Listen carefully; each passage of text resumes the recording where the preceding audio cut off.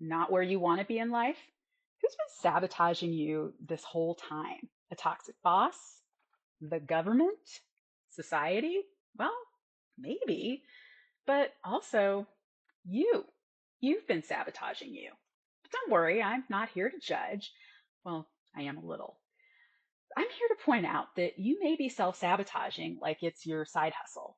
And also because calling out bullshit is it's a lot of fun. So, welcome to the Resting Bitch Face Report, where we call ourselves out on our own bullshit and wear our resting bitch face with pride. And along the way, we get motivated to be the bitch that we were born to be. Be sure to subscribe or at least like the video so you can hang out with fellow RBFers. Believe it or not, most self sabotage isn't some big dramatic failure thing. It's usually tiny, everyday habits that quietly keep you stuck. Things like overthinking every decision like it's brain surgery, or downplaying your achievements because it wasn't a big deal, or procrastinating your own success like you're waiting for permission, or saying, I'll start on Monday, every freaking Monday since 2017. Look, you're not stuck. You're just you're just used to it. You've developed a script in your head that keeps you in a cycle of self-sabotage. Maybe your limiting belief is that you don't deserve something better or that you're not enough, but you need to figure out what is keeping you comfortable with lying to yourself. Not sure how? Stick around and I'll tell you about the self-sabotage quiz that I developed. So here are 5 low-key ways you might be self-sabotaging. 1, you're waiting for permission like this is a freaking DMV line. If you're waiting for the perfect moment, the right mood, a sign from the universe, congrats, you're going to be waiting forever. Men apply for jobs they're unqualified for and negotiate salaries they don't deserve. But you? You won't even claim credit for the project you actually did and did very well. Make that make sense. 2, you're overthinking yourself into a coma. You've spent more time analyzing a 2-sentence email than some people spend choosing a spouse. Every opportunity isn't an escape room puzzle. Sometimes you just say yes and figure it out later. 3, you're addicted to procrastination. You aren't waiting for motivation. You're just avoiding discomfort. Wow, this one feels incredibly close to home. Yeah, feeling called out here. 4, you play small because you're afraid of making people uncomfortable. Women are conditioned to shrink and soften and take up less space. But let me tell you something. Being palatable does not pay your bills. Your job isn't to make everyone else comfortable. Your job is to be so fucking good, they have to deal with it. 5, you convince yourself, I never wanted that anyway. You talk yourself out of opportunities because deep down, you're afraid of failing. Let's be clear, avoiding failure doesn't protect you, it just keeps you small. So let's talk about why you and I self sabotage. If you've ever thought, why do I keep doing this to myself? Congratulations, you are a human. We all do stupid shit just because.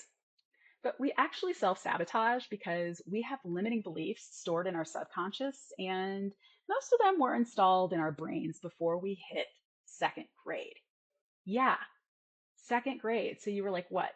Are 7 or 8 years old? Your limiting beliefs were established by the time you were 7 or 8 years old. Isn't that wild? And they came from our parents who got them from their parents. Something else to thank our families for, I guess. Our brains cling to old, outdated stories like, I'm not good enough, or nothing ever works out for me, or my parents love my sister more. People like me don't get ahead, or if I don't do everything perfectly, I might as well not do it at all. God, that was exhausting. Even worse, you and I are not usually aware of what we do or think that causes us to self sabotage. And that's because your subconscious is a sneaky one that has teamed up with your inner critic to keep you frustrated. So here's the deal. You can't outwork, out hustle, or fake it till you make it past self sabotage. You have to rewrite the script in your head that keeps you in this self sabotage cycle. I'm not going to leave you high and dry here. I'm actually developed a self sabotage quiz. You'll find that link in the description, and it's going to help you figure out what you may be doing to screw yourself over later. So now let's talk about the tiny habits that are keeping you stuck. Because self-sabotage doesn't always look like quitting. It can also look like this: deferring decisions. So instead of deferring decisions, make one small, quick decision today. It can look like over-apologizing. So instead, own your space. Stop saying I'm sorry to the ottoman or the countertop that you just bumped into, when what you actually mean is thank you. Stop downplaying your contributions and instead brag, girl. If men can hype themselves up over doing the bare freaking minimum, so can you.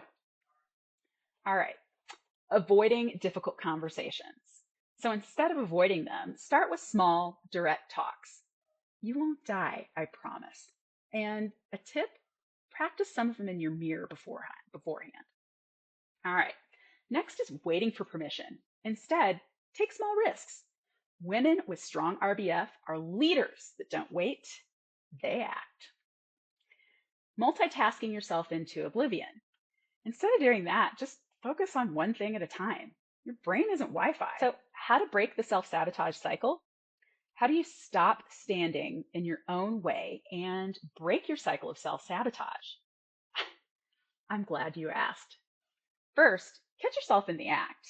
The moment you start spiraling into that I can't do this territory, pause. Ask yourself, is this actually true?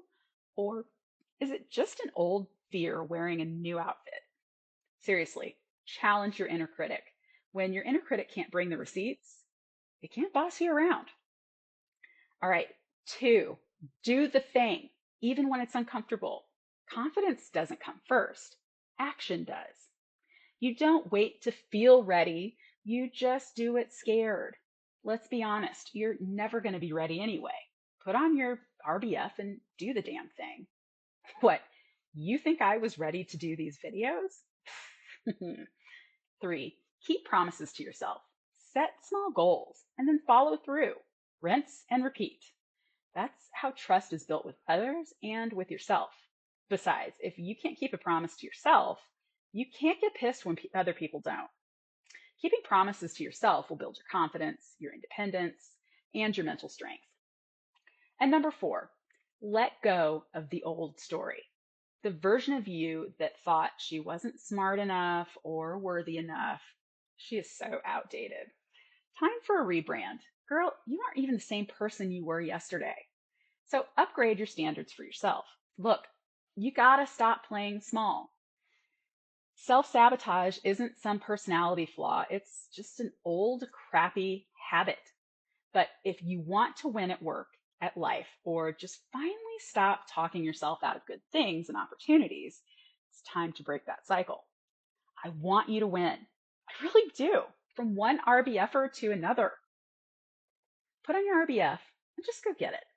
So if you needed a sign to stop holding yourself back, this is it. Go get it. It's time. This has been a Resting Bitch Face report. Stay confident, stay unbothered, and if all else fails, stop being your own worst enemy. Be sure you subscribe to my channel for more Resting Bitch Face commentary and to get support from other RBFers around here.